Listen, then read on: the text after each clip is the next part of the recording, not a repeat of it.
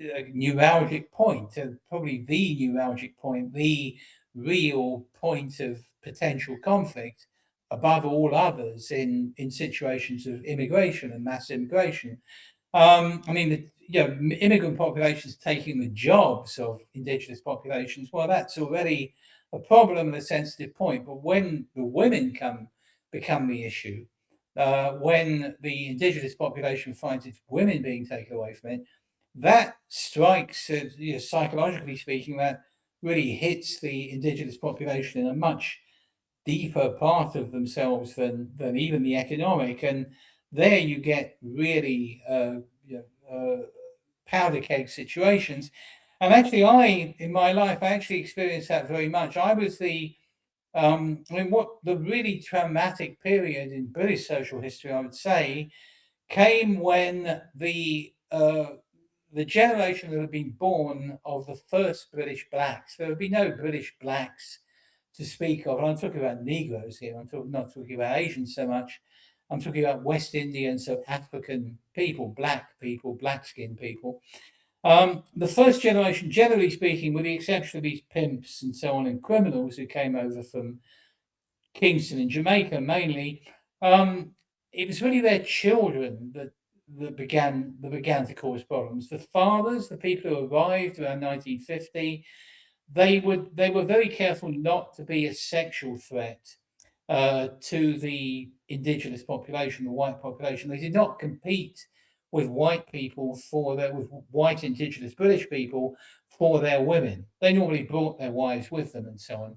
Although I think the interesting thing, and this is coming back into Nietzsche and issues of race, I think the most interesting thing here is that I think blacks, I am a believer, maybe it's I was brought up on 70s Mandingo porn or something, but I do believe that blacks do have a significant advantage, black males have a significant advantage in the sexual competition, in situations of sexual competition. They probably do have significantly larger penises. They have a much more physically powerful physique. Very often taller due to historical factors like the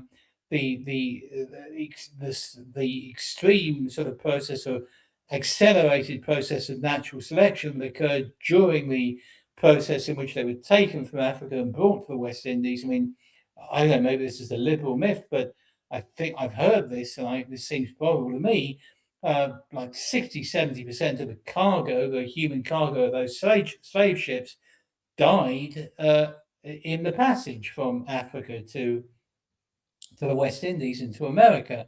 So it was really only the fittest and the strongest that survived. So I'd say that blacks, and particularly black males, came to Britain in the 1950s with a certain genetic advantage.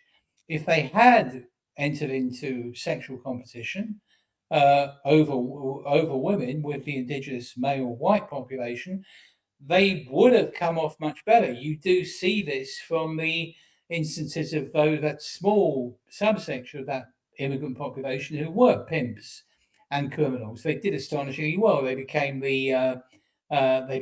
basically the major part of the pimp class of London in the 60s, in the 50s and 60s. Most of the successful pimps of London were black immigrants. I mean, famously, Tarantino complained famously about apparently the same situation was applied in New York in the 1970s. Tarantino famously complained about one of my favorite movies, Taxi Driver, how ridiculous it was to have Harvey Keitel, a Jewish guy, was he Jewish Italian or just Jewish, playing the pimp there in that. I mean, he definitely would have been black, the pimp, but I certainly know from my own experience with prostitutes in London in the 70s that the pimps were always black. So, when let loose, as it were, the blacks would definitely, for genetic reasons, have the advantage on this very important terrain of sexual competition over indigenous women. The room's emptying, but I'll finish by saying this. I mean, I really went through this terribly traumatic period in the late 70s and early 80s. I saw this myself. I mean, I suffered to an extreme degree from it because I was a kind of pathetic incel. I was a kind of sexually androgynous, kind of skinny, weak, timid, kind of not, much less masculine even than my white teenage peers in the late 70s. But even the relatively non-nerdy, non-incelly sort of mainstream of young white youth, teenage white youth in West London, uh, in the late 70s up to around 1980, the early 80s, were collectively traumatized by this terrible disparity that suddenly emerged. I mean, around 1980 in districts like Acton, Shepherd's Bush, Ealing in West London, uh, every couple was a young black man and a young white woman. All my peers, all my West London white female peers, all desperately sought black boyfriends. Didn't work the other way. There were very few black women, black girls with white boys in those days. But there was a tremendous movement of, white girls, indigenous white London girls born around 1960, when they were 17, 16, 17, 18 years old at the end of the 70s. Because at that time, the children of the Jamaican immigrants who'd come over in 1950, around then, they were also just growing up. These people had children in the late 50s, mid to late 50s. So they were young. The first black British boys were born around 58, 59, 60 when I was born. So that in the mid to late 70s, they were just becoming sexually active. And all of the white girls of that generation in London, anyway, in this sort of sophisticated metropolitan environment about the countryside of England, they gravitated towards them. And it really was a terribly traumatic time that people probably still don't talk about very much. The first girl I fell in love with, it really branded me and marked me for life. I mean, she was a remarkable girl who just told me outright, yeah, you're a nice guy and all that. I like you, and so on, but you're not black. I only go with blacks. And I mean, this seems probably people have gotten inured and accustomed to it now, but it was unbelievably traumatizing for me personally because I was deeply in love with this girl. She's one of the leading civil rights lawyers in England now, by the way. This particular individual, she's a character. Um, but it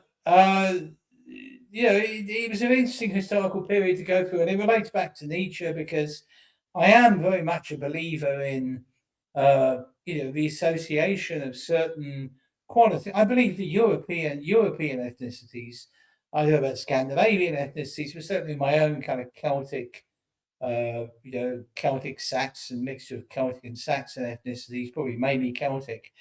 We're a very disembodied, cerebral, almost bodiless kind of ethnicity. For many, many thousands of generations, gradually we've become, due to climate and other things, I think our minds have been overdeveloped, our souls have been overdeveloped, and we've lost contact more and more with the vitality of our own bodies. So we stand. I mean, someone like myself, I think I have almost none of the qualities that are very prominent in Negroes and Mediterraneans. This kind of dark, extremely vitalistic, instinct-driven quality, which I don't possess at all, and which I greatly envy these other groups for. So anyway, the room appears to be empty. So did you want to come back? Was it Null speaking on? I mean that.